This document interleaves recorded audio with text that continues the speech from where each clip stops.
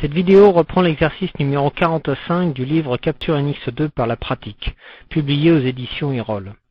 Vous verrez comment obtenir un recadrage précis d'une image, tant du point de vue du ratio hauteur-largeur que du respect des dimensions précises de l'image. Cette vidéo est relative à l'exercice numéro 45 de la partie 6 du livre.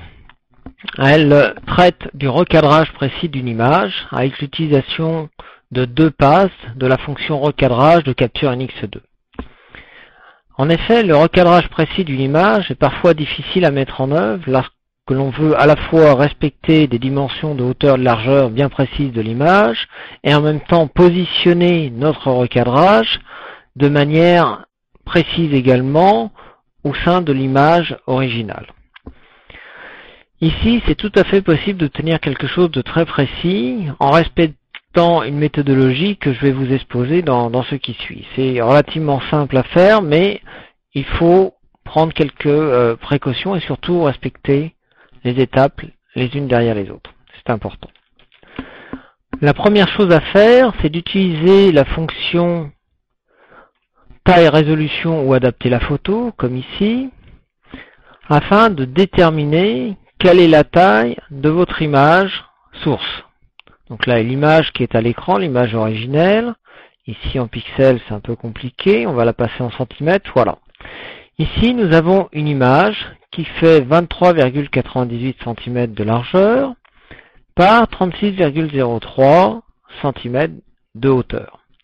Donc, nous avons un ratio 1,5, puisque 24 fois 1,5 égale 36.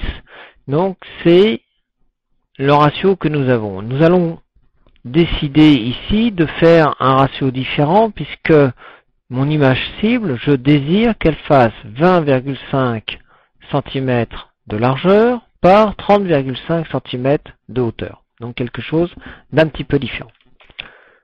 Nous activons la fonction recadrage et donc ici nous voyons en termes de paramètres dans la barre d'outils contextuels que nous avons une priorité aux proportions et personnalisée. C'est très bien, c'est exactement ce que nous désirons faire, mais au lieu d'avoir du 6 par 4, toujours un ratio 1,5 ici, nous voulons fixer du 20,5 par 36. Pourquoi 36? Parce que 36, c'est ma hauteur originelle. Et comme je vais travailler avec deux passes, je vais d'abord m'occuper de fixer ma largeur, et je reviendrai avec une seconde passe fixer ma hauteur.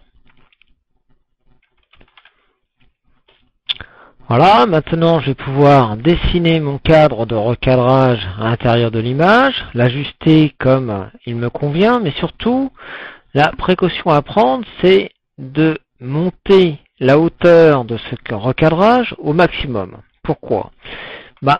Tout simplement parce que ce faisant, je suis sûr, puisque j'ai mis une priorité aux proportions au niveau du paramétrage de ma fonction recadrage, d'avoir 36 cm de hauteur et donc par conséquence 20,5 cm de largeur. Ensuite, je peux ajuster le positionnement de mon cadre. Voilà qui est fait. Ainsi, ça me convient. Je peux valider. Voilà.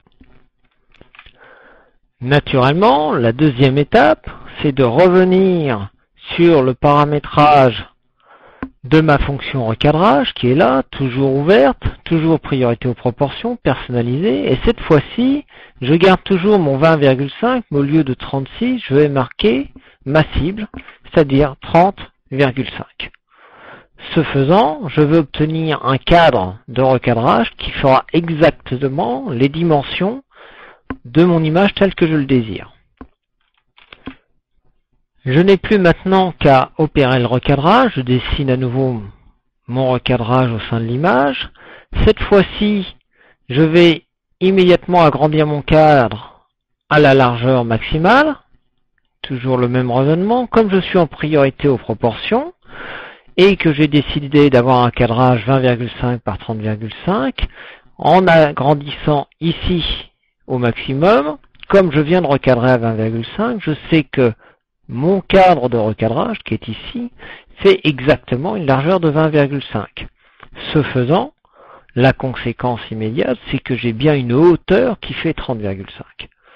Donc, je n'ai plus qu'à ajuster le recadrage comme il me convient, de valider. On remet l'image à sa grandeur maximale dans la Capture NX2, et voici.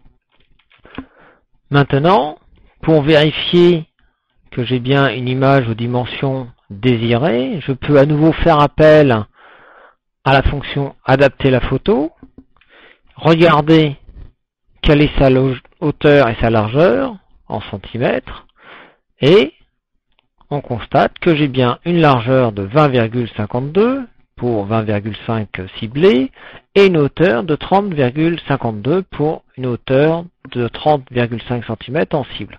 Donc nous sommes très proches de la valeur, nous avons une précision extrême et nous avons en plus, on peut le regarder sur l'image, exactement le recadrage envisagé.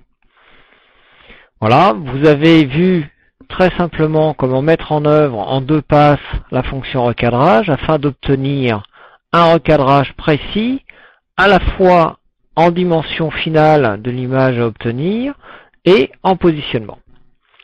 L'exercice s'arrête là. Vous pouvez regarder la vidéo autant de fois que vous le désirez.